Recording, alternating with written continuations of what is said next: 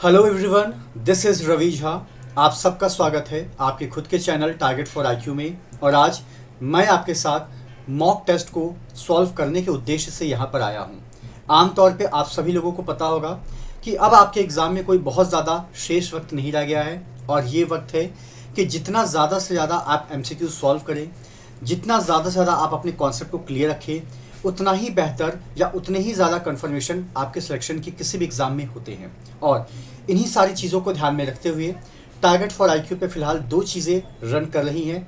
एक आपका rapid revision batch जो लगभग 30 दिनों के अंदर अंदर आपके इंटायर सिलेबस को कंप्लीट करने की क्षमता को रखता है, और दूसरा टारगेट फॉर आईक्यू का टेस्ट सीरीज जो आपके एग्जामिनेशन के पॉइंट ऑफ व्यू से एक मील का पत्थर साबित हो सकता है। तो आइए उसी टेस्ट सीरीज के कुछ महत्वपूर्ण MCQs को हम लोग देखते हैं और जानने और समझने की कोशिश करते हैं। आपके सामने जो सबसे पहला सवाल निकल कर आ रहा है वो बात करता है कि संविधान पर आखिर संविधान सभा के सदस्यों ने कब हस्ताक्षर किया। अब आमतौर पे यहाँ पर तीन चीज़ें आपको कंफ्यूज कर सकती हैं। पहली बात ये कि हमारा संविधान बनकर तैयार कब हुआ, दूसरी बात ये कि संविधान हमारा इन्फोर्स कब हुआ। लेकिन यहाँ पर जो सवाल आपसे पूछ रहा है वो ये पूछ रहा है कि संविधान सभा के सदस्यों ने हस्ताक्षर कब किया। तो जो हस्ताक्षर की जो तारीख थी वो थी आपकी 24 जनवरी सन 1950। उसके बाद अगर हम अगले सवाल पर आते हैं तो अगला सवाल ये है कि किस भारतीय कलाकार ने संविधान की हस्तलिखित प्रति को सजाया था। इनका नाम है आपका नंदलाल बोस। उसके बाद अगर हम सवाल नंबर 3 को देखते हैं तो पहला संविधान संशोधन अधिनियमित किस सन में आपका किया गया था। तो ये सन था आपका 1951। उसके बाद अगर हम लोग देखते हैं कि संविधान की प्रस्तावना में शब्द समाजवादी किस संविधान संशोधन द्वारा जोड़ा गया है। तो ये आपका जोड़ा गया था 42वें संशोधन के अधिनियम की धारा 2 के तहत। उसके बाद अगर हम लोग सवाल नंबर 5 को देखते हैं तो भारतीय संविधान का कौन सा अनुच्छेद संसद को नए राज्य बनाने, वर्तमान राज्यों के क्षेत्र में परिवर्तन और राज्यों के क्षेत्रों और नाम में परिवर्तन का आधार देता है या अधिकार देता है। तो ये आपका सही जवाब होता है अनुच्छेद 3। ये चीज़ें आपको देता है। उसके बाद अगर हम लोग बात करते हैं कि किस निर्णय में माननीय उच्चतम न्यायालय ने निजता के अधिकार को मौलिक अधिकार माना था। तो justice KS Puttaswamy and union of India का केस आपका था, जिसमें आमतौर पे निजता के अधिकार को मौलिक अधिकार के रूप में शामिल किया गया। उसके बाद यहाँ पे अगर हम इसके अगले सवाल पर आते हैं तो वो बात करता है कि व्यक्तिगत स्वतंत्रता से संबंधित भारत के उच्चतम न्यायालय के निम्नलिखित मामलों को सही क्रोनोलॉजिकल ऑर्डर में व्यवस्थित करें। और यहाँ पे अगर हम देखते हैं तो जो सबसे पहला केस आपका निकल कर आया था वो बात है आपका A.K. गोपालन बनाम स्टेट ऑफ मद्रास। उसके बाद अगर हम दूसरे केस की बात करते हैं तो वो बात करता है ADM जबलपुर वर्सेस शिवाकांत। और अगर हम तीसरे केस की बात करते हैं तो ये बात करता है आपका Maneka Gandhi versus Union of India. उसके बाद अगर हम लोग यहाँ पर बात करते हैं कि जो आपका डॉक्ट्राइन ऑफ इक्लिप्स है, दैट इज कॉल्ड आपका ग्रहण का सिद्धांत, संविधान के निम्नलिखित में से कौन से अनुच्छेद से ये आपका संबंधित है। तो जब इस सवाल को हम देखते हैं तो इसका जिक्र भारतीय संविधान के अनुच्छेद 13 के क्लॉज 1 में आपको देखने को मिलता है। उसके बाद जब हम बात करते हैं कि भारतीय संविधान के अनुच्छेद 13 के खंड 4 जिसे 24वें संशोधन अधिनियम 1971 द्वारा शामिल किया गया था, इसमें इस बात का जिक्र किया गया है कि भारतीय संविधान के अनुच्छेद 368 के अनुसार पारित संविधान संशोधन अधिनियम अनुच्छेद 13 के अर्थ के भीतर एक विधि है और तदनुसार यदि वह मौलिक अधिकार का उल्लंघन करता है तो वह शून्य होगा।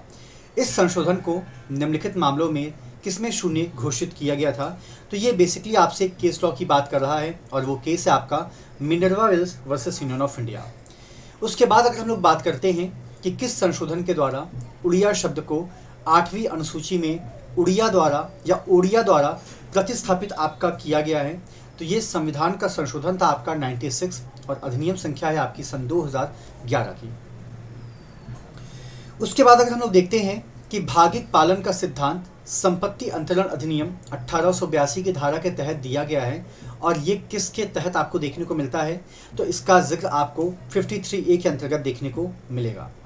उसके बाद अगर हम लोग अगले सवाल पर आते हैं तो भारतीय संविधान में निर्देशक सिद्धांत बैंक की सुविधानुसार देय बैंक पर चेक की तरह होता है। और ये किसका स्टेटमेंट था? तो प्रोफेसर के.टी. शाह का ये स्टेटमेंट था।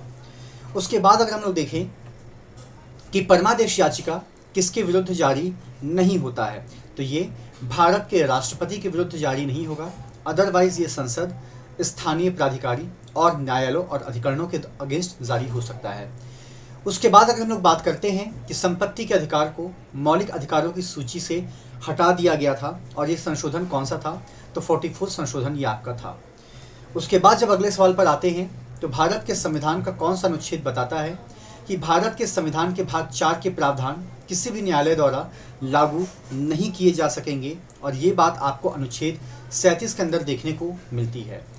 उसके बाद अगर हम लोग बात करते हैं कि निम्नलिखित में से किसको निर्देशक सिद्धांतों के बीच गांधीवादी कहा जा सकता है, तो आमतौर पर ये अगर आप इसको देखेंगे तो इसका जिक्र आपको देखने को मिलता है ग्राम पंचायत की स्थापना और गो हत्या की रोकथाम, इन दो संदर्भों में इसका जिक्र आपको देखने को मिलेगा। उसके बाद जो प्रश्न नंबर 17 है, ये आमतौर पर आपसे मैचिंग की बात कर रहा है कि किसका मैच किसके साथ दिया गया है।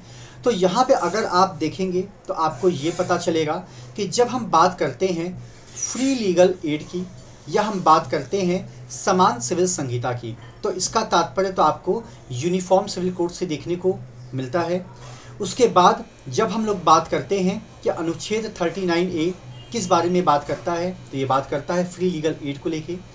उसके बाद जब हम अनुच्छेद 43 को लेकर बात करते हैं, तो इसका जिक्र आपको देखने को मिलता है श्रमिकों के निर्वाह मजदूरी को लेके। उसके बाद अगर हम लोग बात करते हैं कि अनुच्छेद 50 आपसे किस बारे में बात करता है, तो ये बात करता है आपसे न्यायपालिका के पृथक्करण के संदर्भ में। उसके बाद अगर हम लोग देखते हैं अगला सवाल कि उच्चतम न्यायालय के अधिकार क्षेत्र को संसद द्वारा संविधान के किस अनुच्छेद के तहत बढ़ाया जा सकता है, तो वो अनुच्छेद है आपका 138। उसके बाद अगर हम लोग देखते हैं कि दंड प्रक्रिया संहिता की कौन सी धारा आपकी केस डायरी से संबंधित है, तो इसका जिक्र आपको धारा 172 के अंदर देखने को मिलेगा। उसके बाद फिर सीआरपीसी का एक प्रश्न आता है जो बात करता है कि दंड प्रक्रिया संहिता के निम्नलिखित प्रावधानों में से कौन सा प्रावधान है कि बच्चे के बलात्कार के संबंध में अन्वेषण उस तारीख से 2 महीने के भीतर पूरी की जा सकती है जिस पर थाने के प्रभारी अधिकारी द्वारा सूचना दर्ज की गई हो, और ये जिक्र आपको देखने को मिलता है सेक्शन 173 क्लॉज 1A के तहत। उसके बाद अगर हम लोग बात करते हैं कि दंड प्रक्रिया संहिता 1973 की धारा 164A के तहत बलात्कार की पीड़िता के संबंधित चिकित्सा व्यवसाय को अन्वेषण के लिए कितने घंटों के अंदर सूचित करना ज़रूरी होता है, तो वो आमतौर पे 24 घंटे का ही टाइम पीरियड होता है।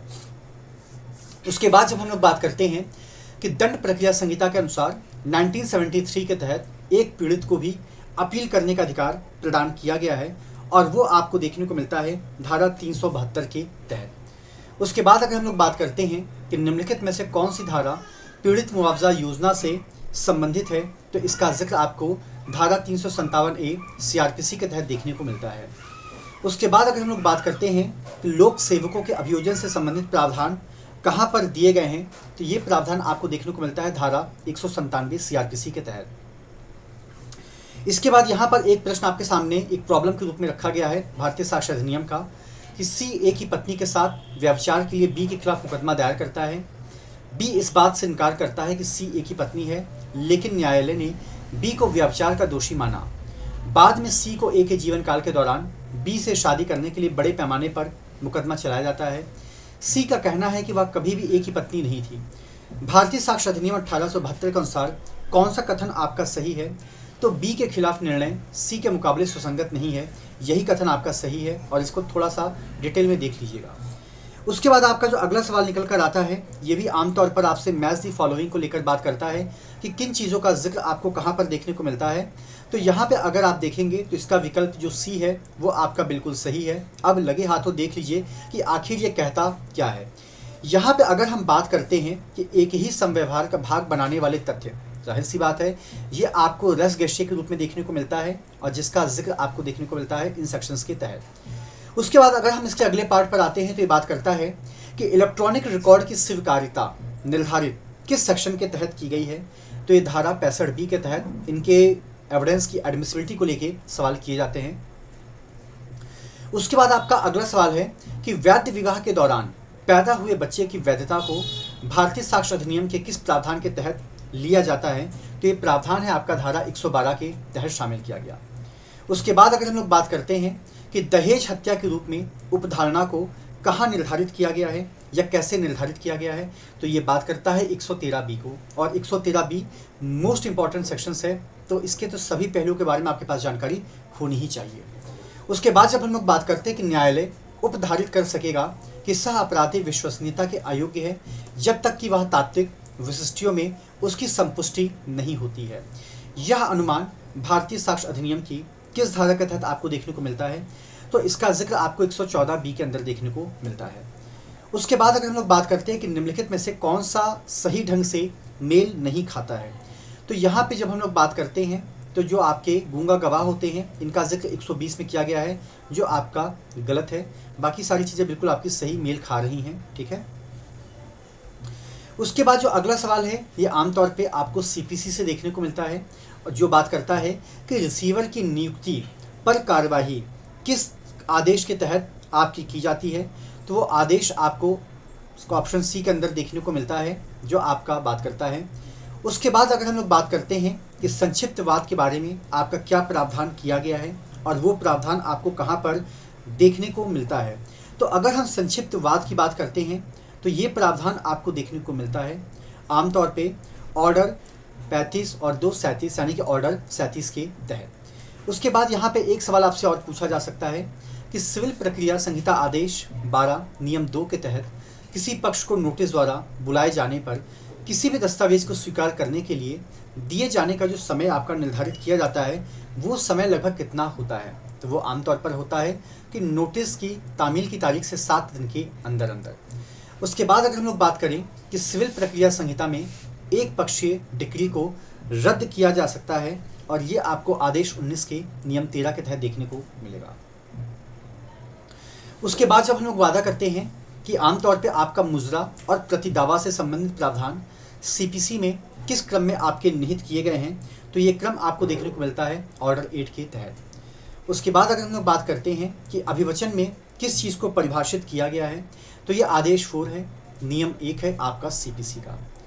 उसके बाद अगर हम लोग बात करते हैं कि स्वीकृति की संसूचना प्रस्तावक के विरुद्ध पूरी हो जाती है किन परिस्थितियों में, जब इसे संचरण के दौरान रखा जाता है ताकि स्वीकारकर्ता शक्ति से बाहर हो सके।